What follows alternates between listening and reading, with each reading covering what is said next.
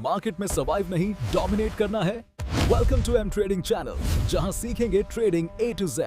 Subscribe now. नमस्कार। तो आज हम देखने वाले हैं मेटाट्रेडर 4 को स्टेप बाय स्टेप सेटअप करना।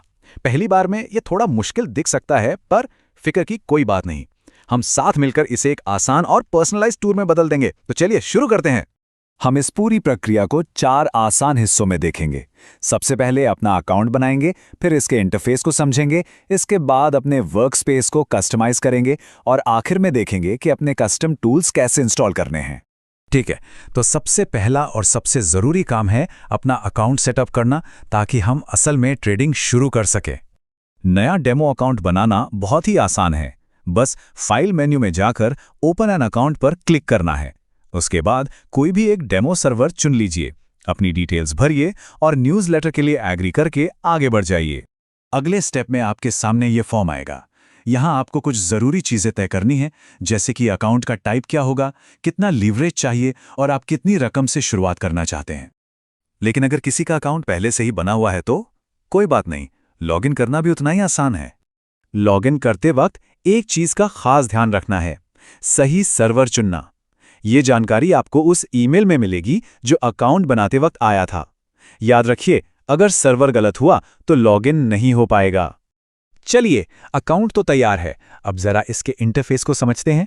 मैं जानता हूं पहली बार में ये थोड़ा कंफ्यूजिंग लग सकता है, पर हम इसे मिलकर बिल्कुल आसान बना देंगे। और अगर ऐसा लग रहा है तो आप अकेले नहीं हैं। जैसा कि गाइड में भी कहा गया है, शुरू में इतने सारे चार्ट्स देखकर उलझन हो सकती है, पर चिंता मत कीजिए, ये जल्द ही बच्चों का खेल लगने लगेगा।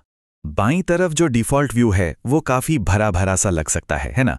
हमारा फोकस रहेगा दाईं ओर, फाइल मेनू पर। यहीं से हम शुरुआत करेंगे, क्योंकि ये एक साफ और सीधी जगह है। ये फाइल टैब समझ लीजिए आपका कमांड सेंटर है। यहीं से आप नया चार्ट खोल सकते हैं, अपनी प्रोफाइल चुन सकते हैं और सबसे ज़रूरी, अपने अकाउंट में लॉगिन कर सकते हैं या नया अकाउंट बना सकते हैं। चलिए, अब इस वर्कस्पेस को थोड़ा अपनी ज़रूरतों के हिसाब से सेट करते हैं, ताकि ये आपके लिए काम करे, आप इसके लिए नहीं। बेसिकली 3 मुख्य हिस्से हैं जिन्हें हम कस्टमाइज कर सकते हैं। मार्केट वॉच विंडो, जहां सारे इंस्ट्रूमेंट्स दिखते हैं।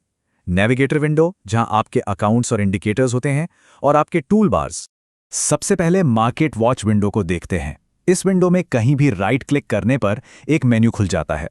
यहां से आप उन सिंबल्स को हटा सकते हैं जिनमें आप ट्रेड नहीं करते, ताकि आपकी लिस्ट एकदम साफ सुथरी रहे।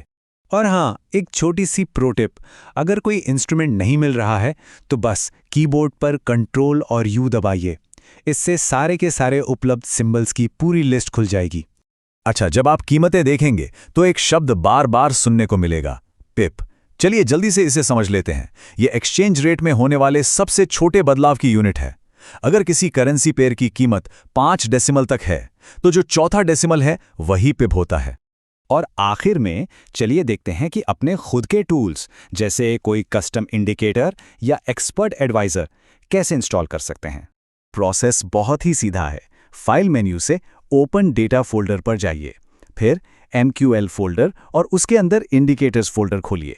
बस अपनी कस्टम इंडिकेटर फाइल को यहाँ कॉपी पेस्ट कीजिए और फिर प्लेटफॉर्म को एक बार बंद करके दोबारा चालू कर दीजिए।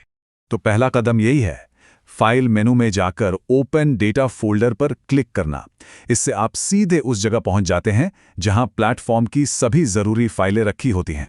डेटा फोल्डर के अंदर आपको MQL थोर नाम का ये फोल्डर मिलेगा। यही वो जगह है जहां आपके सभी कस्टम टूल्स जैसे इंडिकेटर्स और एक्सपर्ट एडवाइजर्स रखे जाते हैं। तो बस हो गया। इन आसान से स्टेप्स के साथ आपका प्लेटफॉर्म अब आपकी ट्रेडिंग स्टाइल के हिसाब से पूरी तरह सेट हो चुका है और एक्शन के लिए बिल्कुल तैयार है। तो आपका प्लेटफॉर्म अब रेडी है। अब सवाल ये है, आप सबसे पहले क्या एक्सप्लोर करने वाले हैं? नए चार्ट्स, अलग अलग इंडिकेटर्स या कोई खास करेंसी पेयर? संभावनाएं अनंत हैं।